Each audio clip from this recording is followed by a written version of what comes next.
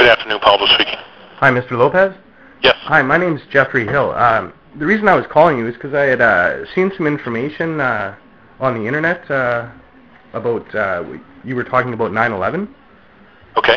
And I had seen where you mentioned somebody had quoted something you said, it was a puzzling sight, no one signs up for a flight where you fly by a tower on fire. What, you said you saw the second plane? Yes, correct. Okay, and how far out did you see it from?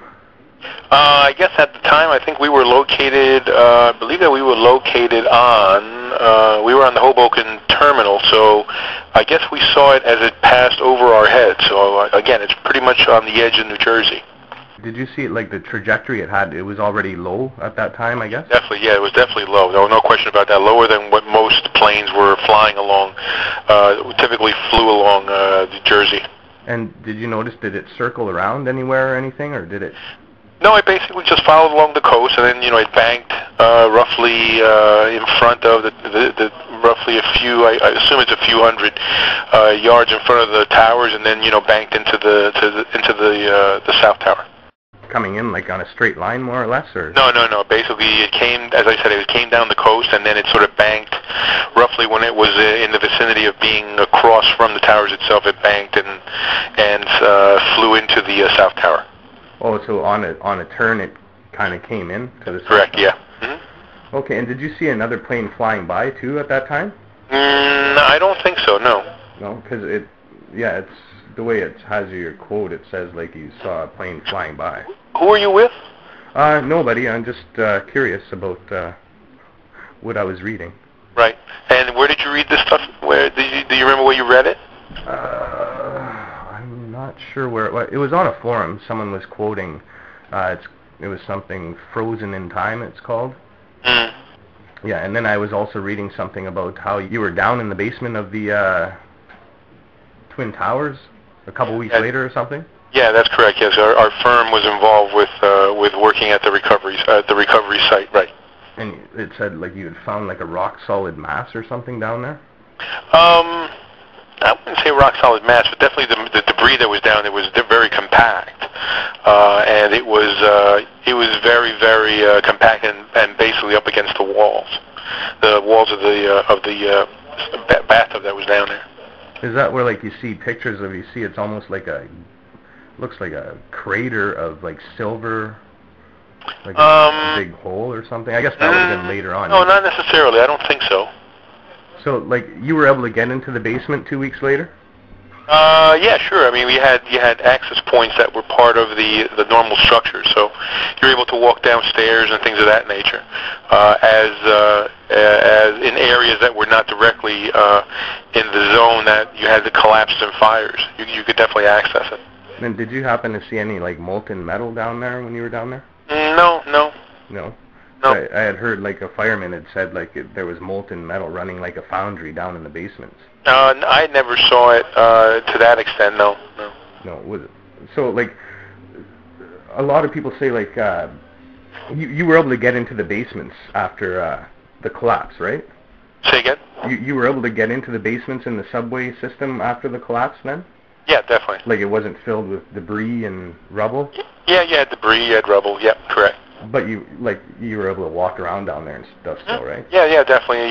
In some areas you could not make much headway. In other areas you could. Mm-hmm. And yeah, because I see also on a lot of videos I've seen, there's a plane flying by at the same time as the collision. Mm-hmm. You didn't happen to see a plane fly by then? And I can't remember, off the top of my head. It doesn't stand out. But that quote, that doesn't ring a bell to you? Which one now? The one about people don't sign up to fly by. Oh yeah, definitely. That sounds like something I would have said. No question about that. Because at the time when we were standing there watching, to me it just seemed like that the guy. It never occurred in my mind that someone would actually try and run into the towers on purpose. And the only thing that I can think of that would explain why the pilot was flying in that direction or in that trajectory was to try to get a view of what actually was happening nearby. So that's the only thing I could conceive of in watching him bank and turn towards the towers. Okay, but you actually saw the plane hit the building then? Mm-hmm. Yeah. Yeah. Have you ever seen a video of the planes Going in like that? Never in any, never purposely or anything like that. You see it every once in a while when programs on 9/11 occur and stuff like that. But I've never, specifically looked at it just to study it in any great detail. Yeah, because when you see the videos of the plane going in, it just melds right into the building without any reaction. Yeah. Like the whole thing goes in from nose to tail. Like the wings cut through these steel beams. There's no reaction. There's no collision. And then you see the nose coming out the other side of the building. On the other side, yeah. Like, I mean, I would tend to think that probably it's a function of velocity. Basically a structure that large, a plane being that has a certain momentum, and when it's traveling at a really fast speed, it's not only the force of the impact, but it's just the mere fact that it's flying at a high velocity, and it's impacting something that has zero velocity. So you get basically the inertia of the mass that basically can project through and displace fairly large objects relatively easily. Yeah, because it seems like there's no deceleration when it hits the Yeah. building, so there cannot be no transfer of energy, though. Yeah, that's what it seems like, yeah. Were you around when the towers came down?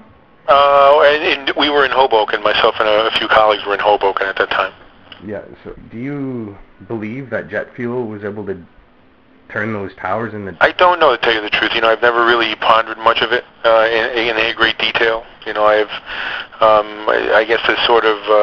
to be able to deal with what you saw, I focus on primarily just the work that we did down there and not necessarily trying to figure out all the little details. I think that's you can drive yourself nuts with that. Like, was there anything strange that sticks out in your mind about, like, when you were in the basement, anything, like, peculiar, no? No, not really. Again, we're not trained to basically, as engineers, we're not trained